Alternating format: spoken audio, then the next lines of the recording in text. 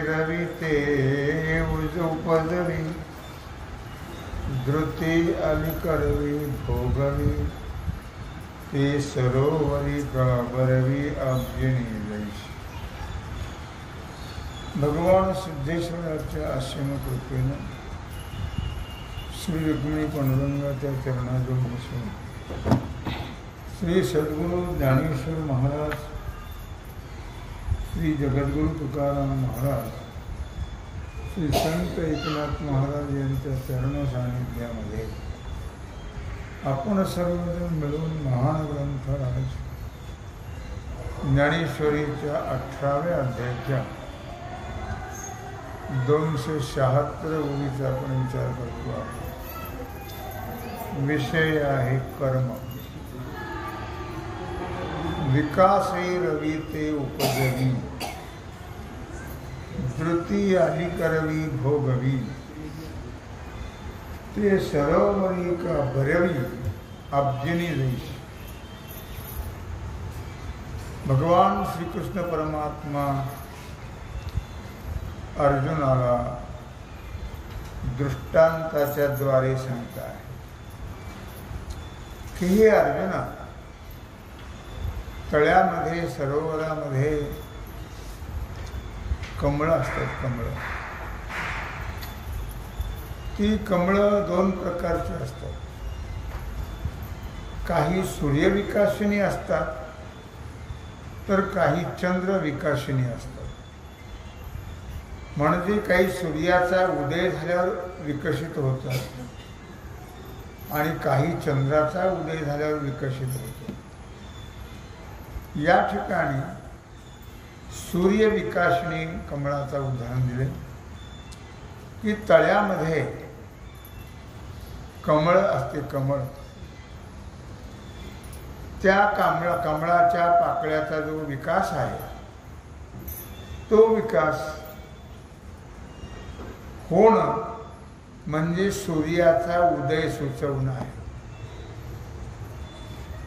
कधी कधी सूर्याचा उदय झालेला कळत नाही या पावसाळ्यामध्ये, पण ते बरोबर सूर्याचा उदय झाला की विकसित होतात आणि त्यावरून लक्षात येतं की नक्की सूर्याचा उदय झालेला आहे. ते सरोवरी का बरवी अब्जिणी जैशी. मग ती कमळ जे आहे ते भुंग्याकडून अब्जिनी भुंग्याकडून आपल्यातला सुगंध भोगवतो. या सर्व क्रिया कमलिनी करते असं वाटतं आपल्याला, परंतु त्या सरोवरामध्ये जशीच्या तशी अविकारी स्थितीत असतात. मग या सर्व क्रिया कशामुळे घडतात तर या सर्व क्रिया सूर्यामुळे घडतात. तिच्यात काही बदल होत नाही, पण जो बदल दिसतो म्हणजे स्वतः कमळनीमध्ये काही बदल होत नाही. कमळनी काही करत नाही, पण सूर्याचा उदय झाल्यानंतर ती विकसित होती. विकसित झाली की तिथे भुंगे येऊन तिथला आमोद सेवन करतात. ही क्रिया सर्व सूर्यामुळे घडते. पुढत पुढती आत्मक्रिया अन्य कारणकाची कैतैसिया करो पाचाही तया कारणारूप. भगवान म्हणतात अर्जुना, पुढती पुढती आत्मक्रिया अन्य कारणकाची या तैसिया. की तुला मी पुन्हा पुन्हा पुन्हा पुन्हा सांगतो अर्जुना, लक्षात ठेव. मी काय सांगतो तुला ते हेच सांगतो. काय सांगतो की आत्म्याच्या ठिकाणी ज्या भासणाऱ्या क्रिया आहेत त्या आत्मभिन्न कारणाकडून घडतात. त्या क्रिया आत्म्याकडून घडत नाहीत. आत्मा हा निरवयव आहे. आत्मा हा कुठल्याही प्रकारची क्रिया करत नाही. तो कारणे पाच आहे ती. मग त्याची कारण किती आहेत? 5 आहेत. त्या 5 कारणाने त्याचं स्पष्टीकरण होतं क्रियेचं. अर्थात पंचैतानि महाबाहो कारणानि निबोध मे या श्लोकात ती 5 कारण सांगतात. सांख्ये कृतांते प्रोक्तानि सिद्धये सर्व कर्मणाम. भगवान म्हणतात, अर्जुना, ज्याने सिद्धांताचा निर्णय केलेला आहे अशा सांख्यशास्त्र रूपाने किंवा सांख्यशास्त्रामध्ये सर्व कर्माची उत्पत्ती होण्याकरता 5 कारणं सांगितलेली आहेत सांख्यशास्त्रामध्ये. तेव्हा हे महाबाहू अर्जुना, 5 कारणे तू त्या माझ्याकडून आता समजून घे. आणि 5 हे कारणे ते तू हे जाणशील विपाये, जे शास्त्रे उभवणी बाहे बोलती जयाते. आता ही जी 5 कारणं सांगितलेली आहेत क्रिया होण्याची, ते अशा प्रकारे आत्म्याकडून होत नाही. ते 5 कारणं आहेत त्याची. ती 5ही कारणे मी तुला कदाचित तू जाणत असतील एखाद्या वेळेस, कारण शास्त्र हा उभारून सांगत आहे अगदी उघडपणाने. ती 5 कारणे शास्त्राने सांगितलेली आहेत. वेदरायाची या राजधानी सांख्य वेदांताच्या भुवनी निरूपणाच्या निशान ध्वनी गर्जती ती. आता वेदरूपी जी राजाची राजधानी आहे, वेदरूपी, त्या राजधानीमध्ये सांख्यशास्त्र आणि वेदांत शास्त्र. अर्थात सांख्यशास्त्र हे कपिलाचं आहे आणि वेदांत शास्त्र हे महर्षी व्यासांचं आहे. या दोघांच्या राजमंदिरामध्ये व्याख्यानरूपी ज्या नौबदी आहेत, म्हणजे नगारे आहेत व्याख्यानरूपी, त्या नगाऱ्याच्या ध्वनीनं ती कारणे गर्जना करत आहेत. जी सर्व कर्मसिद्धी लागी येची मुदले हो जगी, तेच नसवावा अभंगी आत्मराज. भगवान म्हणतात, अर्जुना, मूळ आहे कर्म. त्या कर्माच्या उत्पत्ती करता जगामध्ये ही 5 कारणं आहेत मुख्य. आणि त्या कर्माच्या कारणाचा जो सूक्ष्म विचार आहे, ते विचाराने निर्णय न घेता अडाणी पद्धतीनं आत्मराजाला त्या कारणामध्ये गुंतवल्या जाते. तर तू त्याच्यामध्ये गुंतवू नकोस. आत्म्याला, आत्मा हा निर्विकार निराकार आहे. तो काही करत नाही आणि करवतही नाही. जसं सूर्याचा उदय झाला की ते सूर्य काही कोणाला उठा म्हणत नाही, हो तुमचे कामाला उशीर झाला, तुमचे काम आटपा, असं काही सूर्य म्हणत नाही. मग सूर्याच्या उदयाने लोकांचे कार्य होतात. सूर्य कधीही लोकांना उठा, हे काम करा, चहा प्या सकाळी, नंतर तोंड धुवा, असं का म्हणतो का सूर्य?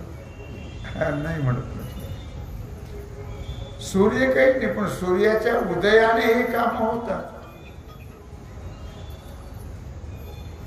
या मोलाची या म्हणून म्हटलं की आत्मराजाला त्याच्यामध्ये, त्या क्रियेमध्ये अर्जुना गुंतवायचं काही कारण नाही. या बोलाची डांगुरटी, ती प्रसिद्धी आली किरीटी, म्हणून तुझ्या हणकर्णपुटी वसो काझी. विषय काय चालला की हे जे कर्म होतात या शरीराकडून, ते कर्म कसे होतात, कोण करतं ते कर्म? आत्मा करतो का, आत्म्यामुळे होतात का, असा विषय आहे. आणि त्याचा विश्लेषण करता आहे. किंवा हे शास्त्र व्याख्यान जे आहे ते शास्त्र व्याख्यानाच्या दौंडीने ती कारणे जगात प्रसिद्ध केलेली आहेत किंवा प्रसिद्धीला आलेली आहेत. आणि म्हणून अर्जुना, तुझ्या ठिकाणी, तुझ्या कर्णपुटामध्ये म्हणा, तुझ्या कानामध्ये या कारणाचं जे ज्ञान आहे ते राहू दे. उगीच या कानाने ऐकायचं, त्या कानाने सोडायचं असं करू नकोस.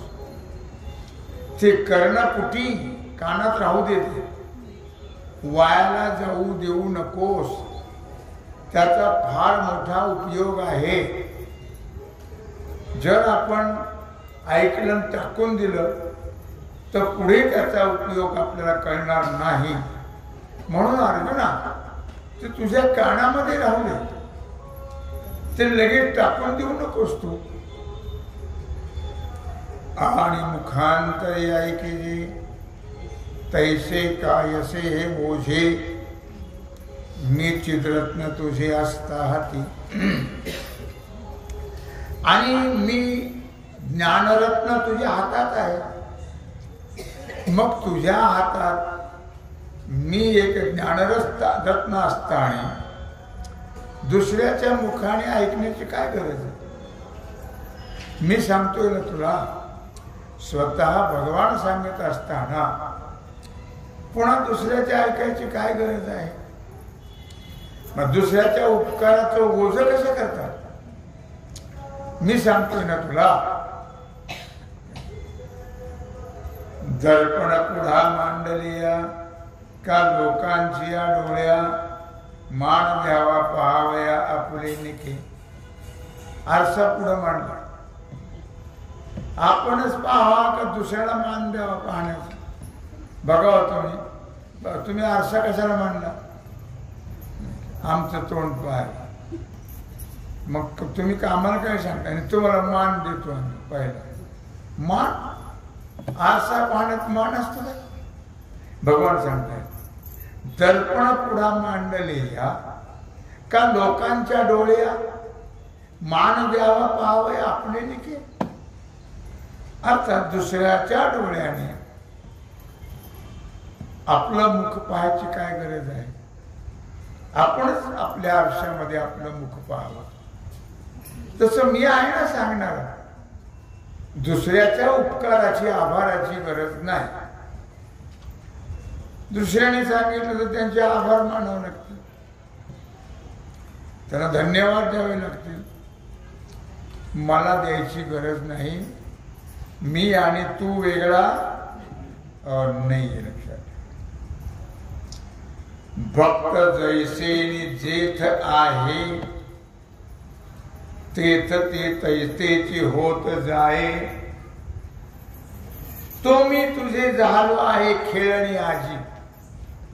भगवान सांगते, लक्षात ठेवा, विषय कर्माचा चाललेला आहे. ते कर्म कसं घडतं कोणाकडून घडतं ते भगवान त्याचं विश्लेषण करून अर्जुनाला सांगताय. आणि स्वतः भगवान सांगत असल्यामुळे भगवान म्हणतात दुसरं कोणाकडूनही ती ऐकायची गरज नाहीये. उगीच उपकार कसा लोकांचे. मी तुला सांगतो आहे कारण तुझ्यात आणि माझ्या देव आणि भक्त तुझा नाही विचार. देव आणि भक्त दोन्ही एकच असतात. त्यांच्यामध्ये भेद नाही. फक्त शरीराने दोन असतील पण आत्मस्वरूपाने ते एकच आहेत. म्हणून म्हटलं या ठिकाणी की भक्त जैसी जेत पाहे तेच ते तेची होत जाई. तो मी तुझा झालो आहे खेळणे आजी. आता भक्त ज्या भावनेनं जिथं पाहतील तिथं मी तसे अवतार तसे रूप धारण करतो. भक्तांनी जर मला देवीच्या रूपात पाहिलं तर देवी वेगळी आहे का? नाही. बघ देवो देवी पाहे अवघा मीच आहे माऊली म्हणतात. मग समजा आपण देवीच्या रूपात पाहिला तर देवी कोण आहे? पांडुरंगच आहे. नरसिंहाच्या रूपात पाहिला नरसिंह कोण आहे? भगवानच आहे. रामाच्या रूपात पाहिला राम कोण आहे? पांडुरंगच आहे. शिवाच्या रूपात पाहिला शिव कोण आहे? पांडुरंगच आहे. गणेशाच्या रूपात पाहिला गणेश कोण आहे? पांडुरंगच आहे. देवीच्या रूपात पाहिलं तरी तो एक परमात्मा आहे. पण आपल्या भावना फिरत्या असतात. आपल्या भावना फिरत्या असतात. ज्या खेडेगावला ज्या पुरानगरला ज्या रोज देवीला जायचं किती वेळ लागतो? तेवढ्या वेळात जर नामस्मरण केलं बसून तर किती होईल? त्या पळत पळत जाण्याला आणि त्या पाया पडण्याला महत्व आहे का? नामस्मरण करण्याला महत्व आहे. नामस्मरणाला महत्व आहे. पण आपलं तसं कुठं आहे? आम्ही वेगळं पाहतो ना. बुरानगरची देवी वेगळी खेडेगावची वेगळी आणखी तो त्या जेल जवळची वेगळी आणखी कुठली असेल ती वेगळी पांडुरंग वेगळा असं नाहीये. सर्व एकच आहे. तो भगवान सांगतात हे सर्व मीच आहे.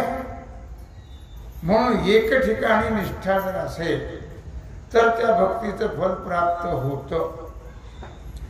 पण फिरती जर असेल आपली वृत्ती तर भक्तीचं फल प्राप्त होत. सर्व भावी लोभ्या आवडे धन आम्हा नारायण तैशा परी. आम्हा नारायण पतिव्रते जैसा व्रतार प्रमाण आम्हा नारायण तैशा परी. आम्हा नारायण एक आहे अनेक नाही आहे. आम्ही आपलं त्याचं सगळं ढोंग केले झालं. बाकी परमात्मा हे सगळे अवतार जे आहेत हे परमात्म्याने कार्य परत्वे घेतले. कार्य संपलं अवतार संपले. त्याचे जनता ते भगवत स्वरूप झाले. पण आम्ही मात्र पोटा पाण्याचा धंदा चालवण्याकरता ते वेगळे वेगळे ठिकाणं केले. वेगळे वेगळे सगळ्या भानगडी केल्या आणि आमची मग वृत्तीही वेगळी वेगळी झाली. एक ठिकाणी राहत नाही. म्हणून आमची भक्ती कोणती होते? ती व्यभिचारी. ती भक्ती चांगली होत. ओन एक गाऊ आम्ही विठोबाचे नाम आणि कापी काम मोडून या वाटा सूक्ष्म दुस्तर केला राज्यभार चाले ऐसा. म्हणून मी का सांगतो लक्षात ठेवतो. विषय तसा आलाय. माऊली लिहिता आहेत आणि भगवान सांगता आहेत की भक्त तैसेच जेत पाहे तेच ते तेची होत जाय. भक्त जसं पाहतील तसा भगवान बनतो. भक्ताने कोणत्या रूपात पाहिलं की भगवान त्या रूपात होतो. म्हणून तुम्हाला सांगितलं की भक्ताने नरसिंह रूपात पाहिलं की मीच होतो नरसिंह. का दुसरा कोणी आहे का? नाही. चितळे रोडचा पीर आहे का नरसिंह? नाही. मला कोणी जर रामाच्या रूपात पाहिलं तर मी रामच होतो. कृष्णाच्या रूपात पाहिलं कृष्ण, दत्ताच्या रूपात पाहिलं दत्त, कृष्ण पांडुरंग वेगळे नाही. शिवाच्या रूपात पाहिलं तर मी शिवच आहे, मी शिव होतो. आणि देवी देवतांच्या रूपात पाहिलं तरी देवी देवता ज्ञानोबाने लिहिलेले ज्ञानेश्वरी का देवो देवी पाहे अवघा मीच आहे. हे सगळे अवतार देव अनेक नाही आहेत लक्षात ठेवा. म्हणून परधर्मीय लोक हिंदू लोकांना भयंकर नाव ठेवतात. काय नाव ठेवतात लक्षात ठेवा. ते एकच मानतात आणि आम्ही 33 कोटी. अरे 33 कोटी जरी असले तरी एकच परमात्मा आहे ना, अनेक थोडेच आहेत. पण हे आम्हाला कळत नाही आहे. म्हणून आम्ही आमचं आयुष्य व्यर्थ घालवतो. इथं म्हटले म्हणून सांगतो आम्ही की भक्त जैसे जेत पाहे तेच तेच मी होत आहे. जसं भक्त मला पाहते तसा मी होतो. कोय भक्ती केला तैसा पुरवी धरावी ते इच्छा. जसं भक्त करतील तसा भगवान बनल्या जातो.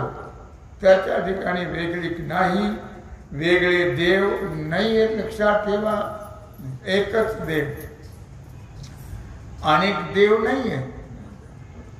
मी तुम्हाला नेहमी सांगत असतो आमचे आजोबा हे आमचं वास्करांचं घराणं आहे, गुरु घराणं वास्करांचं. ते वास्करांच्या फडावर आम्ही लहानपणी मी त्यांच्याबरोबर जायचो. ते वास्करांच्या फडावर, ते वास्करांचं फड चैत्री वारीला वाळवंटात असायचं. मोठमोठ्या डोक्यावर 2 समया लावलेल्या आणि ते कीर्तनकार कीर्तन सांगितले. हजारो लोक, काही स्पीकर नाही, लाईट नाही, काही नाही. ते सांगते आणि ते तिकडे बाकीचे काही महाराज गाडगे महाराजांचे ते शिष्यांचे जे फड मोठे मोठे स्पीकर लावलेले. मी म्हणतो बाबा इथं काही ऐकू येत नाही, तिकडे चला तिकडे कसं ऐकू येते. कुठे जायचं नाही, इथं ऐकू येत नाही नका काही ना. ही श्रद्धा आहे लक्षात. हो, तिथंच बसून राहायचं, दुसरीकडे जायचं नाही. देवा बाबा लोकांच्या देव घरात फार देव येतो. आपल्या देव एकच देव कसं काय? ते म्हणले एकच देव आहे, अनेक नाही. आमच्या आजोबा कधीही दुसऱ्या देवतेची उपासना, ज्या खंडोबाला, ज्या भैरवाला, ज्या देवीला, ज्या कुठे तुळजापूरला, ज्या गाणगापूरला, ही भानगड नाही. फक्त पंढरीचे वार करी ते अधिकारी मोक्षाचे. एकच देव ते मानत होते आणि त्यांच्या देवघरात एकच देव असे लक्षात ठेवा. काय मी का सांगतो आहे की भक्त दैशीने जेथ पाहे तेथ ते तेच होत जाय. आपल्या भावना आहेत ना. काय आपल्याकडे ते टाक असतात, टाक. लग्न झालं की ते लग्नाच्या वेळी ते टाक करून सोनाराचे आणि ते देवघरात मांडायचे. दुसऱ्या पोरात झालं की पुन्हा 5, तिसऱ्या झालं की पुन्हा 5. काय अशा पंक्तीच्या पंक्ती पुजायच्या. कशाच्या? टाक म्हणजे काय? टाक. अहो ते टाकायचे, ते घ्यायचे नाही आहेत लक्षात ठेवा. त्याचं नावच आहे टाक. पण काय सांगावं ना, त्या टाकाची प्राणप्रतिष्ठा करतो आपण? नाही करत. ते सोनार तिथून आणायचे आणि देवघरात मांडायचे की बसले पूजा करत. घाई गडबडीत काही उलटे तर काही सुईचे, काही पालथी येतं, काही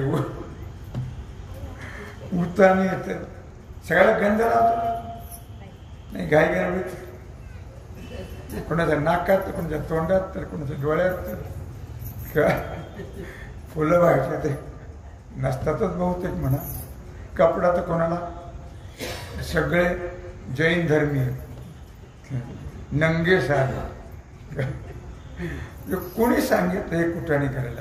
मी तुम्हाला एकदा मागं आव्हान केलं होतं, तुमचे सगळे देव बांधून माझ्याकडे द्या. तेव्हा मी पंढरपूरला जात होतो, आता मला जाणं होत नाही. ह्या मी चंद्रभागेत नेऊन टाकतो, काय लागेल ते मला लागू द्या बाप, मी बघून घेईल ते देव. मी का सांगतो हे की एक तत्व नाम दृढ धरी म्हणा, हरीची करुणा येईल तुझी. तुम्ही विधिवत करत नाही कोणती गोष्ट, मग त्याचं फळ कुठं मिळतंय आपल्याला? उग सहज वडीला होती सेवा म्हणून पूजितो या देवा. तुम्हाला त्या दिवशी सांगितलं होतं की भले खंडीवर देव देव हऱ्यात, आणि त्या पोराला सांगितलं बापाने पूजा कर म्हणून. त्या पोर अलीकडच्या पोराला पूजेचा फार कंटाळा. देवाला हात सुद्धा जोडायचे, त्यानं संस्कार केले नाही मूर्खाने आपल्या आईबापाने.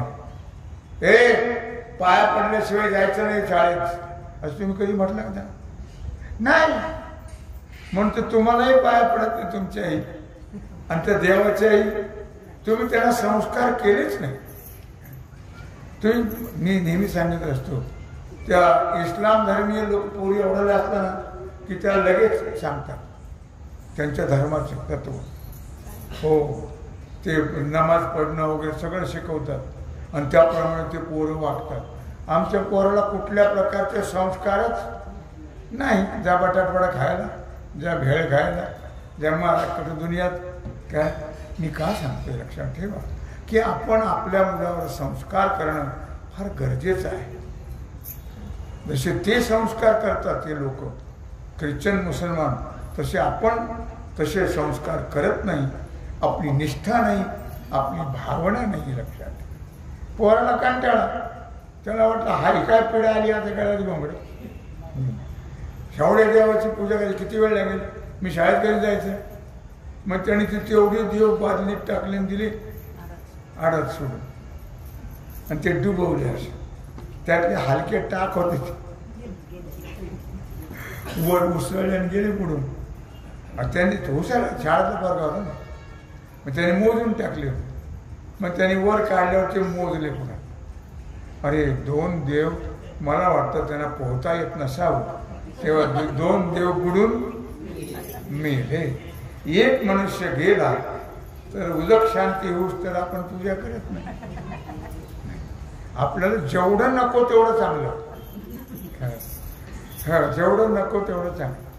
कोणी बाळांतीन झाली कुठली चुलत चुलत चुलत चुलत की ह्यांनी पूजा बंद, सगळं खरं खायचं पण पूजा बंद ठेवायची. देवाचा फार कंटाळा लोकांना. लक्षात. मग त्याने ते तो म्हटला आता एक माणूस गेला तर 13 दिवस पूजा करत नाही. 2 देव मिळले, 26 दिवस भानगडच नाही. दुसऱ्या दिवशी पूजाच बंद. आईने सांगितलं बाळ्या का काय पूजा केली नाही? अगं म्हणलं आई आता बिचारी भोळी अडाणी असते. आई कशी आणि होती पूर्वी. आताच्या आया शहाण्या सगळ्या आयाच्या सगळ्या आता. तेव्हा पूजा केली नाहीस? अगं म्हणलं आई देवाला सुतक पडलं. काय म्हणतोस?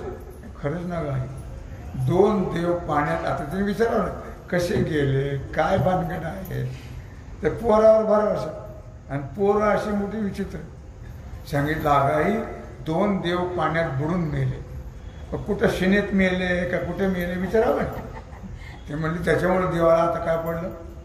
सुतक. 26 दिवस भानगड नाही. 2-4 दिवसांनी ते वडील आले. पहिलं विचारलं पूजा केली का? अहो म्हणली देवाला सुतक पडलं. काय म्हणते बावळटसारखं बोलते काय बी. अहो म्हणते पोरग म्हणते. पोरग काय म्हणते? कान तर ऐकला माझ्याकडे. आणि 2 ओढल्या कान सुरू झाले. किती दिवसाला पूजा बंद आहे? म्हणलं 4 दिवस. का? म्हणला बाबा सुतक पड, देवाला सुतक पडत असतं. काय केलं दिवे लावलेस तू? मग त्याने सगळं सांगितलं. ते टाक पाण्यात गेले आणि सुतक पडलं, देवाची पूजा बंद. ही आमची वृत्ती आहे, ही आमची भावना आहे, लक्षात ठेवा. आता तर देवधर्म मानतच नाही. देवधर्म चांदी पडले सकळ, विषयी गोंधळ गाजतसे. आज ही परिस्थिती आहे, लक्षात ठेवा. म्हणून पुढे काय होणार मला माहीत नाही, मी भविष्य जाणणारा नाही, ज्योतिष नाही आहे, पण पुढे याचे फळ फार वाईट मिळणार आहेत, तेव्हा मात्र लिहून ठेवा. तेव्हा म्हणून भक्त दैशेने जेथ पाहे, तेथ ते तेचे होत जाय. तो मी तुझे झालो आहे खेळणे आजी. भगवान सांगता आहेत, जसं भक्त होय भक्ती केला तैसा, पुरवी धरावी ती इच्छा. जसं भक्त मला करतील तसा मी होतो. भगवान सांगतायत, लक्षात ठेवा. तेच ते मी होत जाये. तो मी तुझे झालो आहे खेळणे आज. पण अर्जुना, मी अहम भक्त पराधीन आहे, मी स्वतंत्र नाही आहे, मी भक्ताच्या ताब्यात आहे. कुणाच्या ताब्यात आहे? हो, भक्ताच्या ताब्यात आहे. मी स्वतंत्र हो नाही आहे. ज्यावेळी तो अंबरीश राजा आणि त्याच्या मग ते कृत्या सोडली होती, आणि मग भगवंताने सुदर्शन चक्र सोडलं, आणि ते सुदर्शन चक्र मागं लागलं दुर्वासाचं, आणि ते दुर्वास पुढं पळतात ते मागं, ते पुढं पळतात मागं. मग ते गेले इंद्राकडे. इंद्राने विचारलं त्यांना, मी का सांगतोय, लक्षात ठेवा, की भगवंताच्या हातात सगळं आहे, बाकी कोणाच्याही नाही.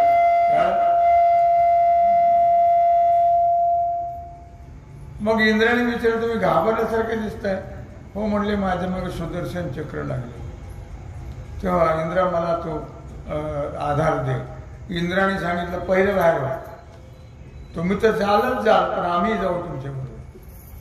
हे आपल्या हातात सगळी सत्ता धन्याची की जे मायबा, आपल्या हातात काही नाही. आपल्या देवाच्या हातात काही कोणता देव करत नाही, लक्षात ठेवा.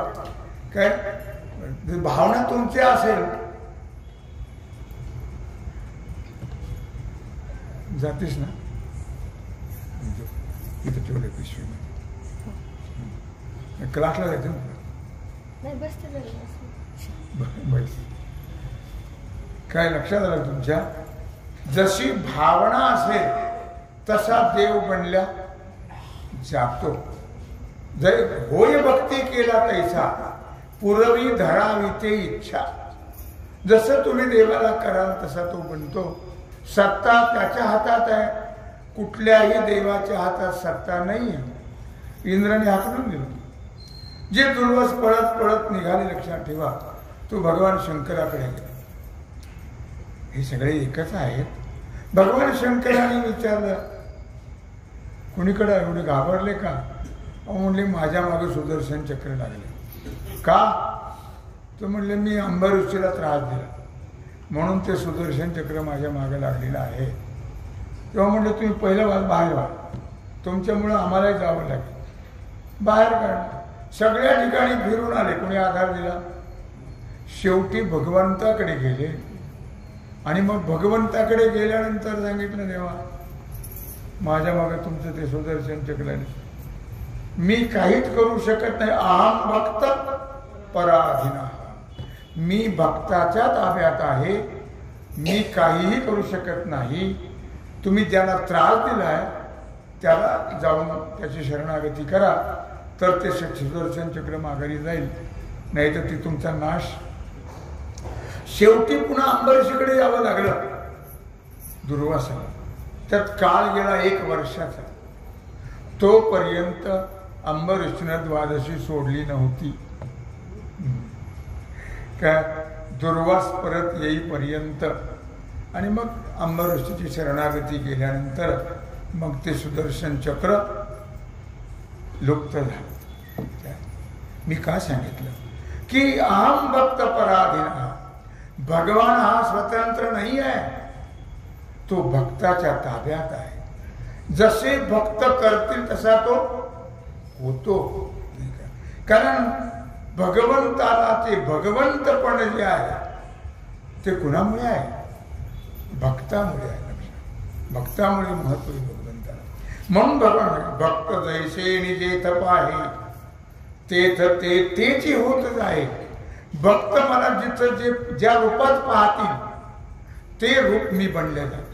भगवान सांग ज्या रूपात पाहतील. मग तुम्हाला मग मालिका सांगितली सगळी. किंवा ज्या रूपात तुम्ही देवीच्या रूपात पाहिलं तर देवी कोण झाला? भगवान झाला. नरसिंहाच्या रूपात नरसिंह झाला. रामाच्या रूपात भगवानच राम झाले. कृष्णाच्या रूपात भगवानच कृष्ण झाले. शिवाच्या रूपात भगवानच शिव झाले. ज्या रूपात भगवान म्हणतात मला भक्त पाहतील तसा मी होतो. तो मी तुझे झालो आहे खेळणे आजी. आज मात्र लक्षात ठेव मी तुझ्या हातातलं खेळणं झालेलं आहे. तू जसं म्हणशील तसं मला वागावं हो लागतं. लक्षात ठेव. भगवंतानी पुष्कळ वेळा अर्जुनाचं ऐकलं नाही. युद्ध संपल्यानंतर जेव्हा दररोज युद्धाच्या वेळी काय असायचं? युद्ध संपलं त्या दिवसाचं की अगोदर भगवान उतरायचे आणि मग अर्जुन उतरायचे. ज्यावेळी युद्ध संपलं त्यावेळी भगवंताने सांगितलं अर्जुन पहिला तू उतर. अगोदर कोण? अर्जुन उतरायचा. भगवान उतरायचे मग अर्जुन. भगवंताने सांगितलं अर्जुना पहिला तू उतर. म्हणजे देवा आपण रोज मी सांगतो त्याप्रमाणे ऐकतो. पहिला तू उतर. भगवान उतरले. अर्जुन उतरला. भगवान उतरल्याबरोबर मारुतीने उड्डाण करून निघून गेले आणि सगळा रथ धाड धाड धाड धाड जळू लागला. आतापर्यंत सर्व शस्त्रास्त्र त्याच्यावरती जमले होते आणि त्यामुळे तो रथ अगदी समोरासमोर जळाला. आणि मग अर्जुनाच्या लक्षात आलं की बा भगवंतानी अगोदर मला का उतरायला लावलं? त्याचं कारण हे आहे. भगवान जोपर्यंत रथात होते तोपर्यंत त्या शस्त्रास्त्राचा परिणाम झाला हो नाही आहे. म्हणून पुष्कळ वेळा भगवंतही भक्ताचा ऐकतो आणि बहुतेक भक्ताचंच देवाला ऐकावं लागतं. देवाचं भक्ताला ऐकावं लागत नाही. भक्त जसे करतील तसं तो होत असतो. ऐसे प्रीतीचे वेगे. हा खेळ कशाचा आहे हो सगळा? नाही, देव हा भक्ताच्या अधीन आहे. भक्त म्हणतील तसं भगवान वागतात. याचं कारण काय आहे? याचं कारण आहे प्रेम. ऐसे हे प्रीतीचे वेगे. मी तुम्हाला नेहमी सांगत असतो कधी कधी की एखाद्याचे आई जर वारली आणि तो रडू लागला तर एखादी म्हातारी येते आणि सांगते बाबा रे नको रडू, मी तुला आईचं प्रेम देईल, मी तुझी आई आहे, मला आई म्हण. एखाद्याचे वडील वाढले तर एखादा बाबा येतो, म्हातारा बाबा सांगतो अरे बाळा नको रडूस, मी तुझ्या वडिलासारखा आहे, मला तू वडिलाच्या जागेवर मान. एखाद्याचा भाऊ वारला तर त्याला सांगतो तो अरे मी तुझा भाऊ आहे, माझ्या तुझ्या भावासारखा आहे मी, नको रडूस. एखाद्याची बहीण वाढली तर एखादी ताई येते आणि सांगते अरे मी तुझ्या बहिणीसारखी आहे. पण एखाद्याची बायको वारली तर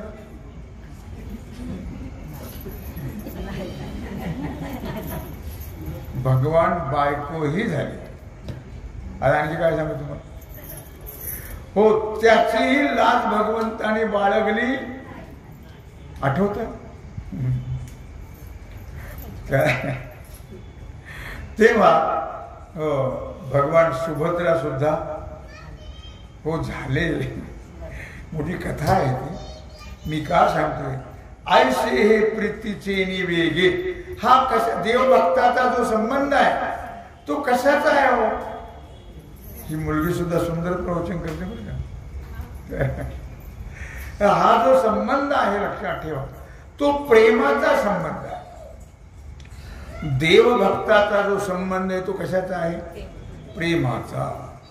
ऐसे हे प्रीतीचे निवेगे देव बोलतासे नेघे. तव आनंदा माझी अंगे विरतसे पार्थ. माऊली ज्ञानराज लिहित आहेत की अशा या प्रेमाच्या वेगाने प्रेमाला फार मोठं महत्व आहे, लक्षात ठेवा. काय प्रेम म्हणून गुरुजीने सांगितलं, खरा तो एकची धर्म जगाला प्रेम अर्पावे. सर्व प्रेम कुणाला द्या? का जगाला? का द्या? जगाला प्रेम का अर्पण करा? जगदेव हरि हरिदेव जगत जगतो हरितो नाही भिन्न वपू. जे जे दृष्टी दिसे म्हणून जगाला प्रेम द्या. जग म्हणजे जगनो हे अवघा जनार्दन. जग नाही आहे, हा सर्व परमात्माच आहे, म्हणून त्या परमात्म्यावर प्रेम करा.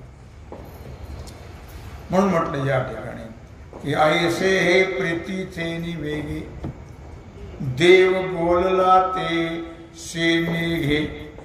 तेव्हा ज्यावेळी अर्जुनाला भगवान बोलत होते, तर बोलता बोलता भगवान शुद्धीवर राहिले नाही.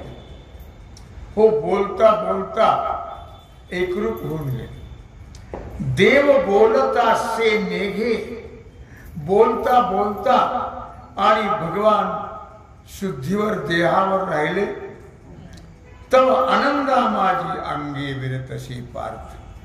त्यावेळी आनंदाचे डोही आनंद तरंग, आनंदाचे अंग आनंदाची. भगवान ज्यावेळी तद्रूप झाले, देहावर राहिले नाही, बोलता बोलता प्रेमामध्ये प्रेमाचं बोलणं आहे. भगवंताचं आणि संतांचं बोलणं हे नेहमी प्रेमाचंच असतं. संत आणि भगवंत हा सर्व संबंध प्रेमाचा आहे, लक्षात. म्हणून ते जरी जगाला बोलत असले, कुठल्याही शब्दात त्यांनी शब्द वापरले तरी त्यांचं बोलणं ते प्रेमाचं आहे. त्यांचं बोलणं ते कळकळीचं आहे. त्यांचं बोलणं ते हिताचं आहे. त्यांचं बोलणं हे जीवाच्या कल्याणाकरता आहे. म्हणून म्हटलं या ठिकाणी तेव्हा आनंद माझी. वेळ होऊन गेला, सांगायचं नाही का तुम्ही. तेव्हा अशा प्रकारे झालेली सेवा भगवत चरणी समर्पित करून राहिला जो सेवेचा भाग आहे तो आपण उद्या पाहू. कुंडलिक वरदा श्री ज्ञानदेव. ओम नमः. आता विश्वात्मके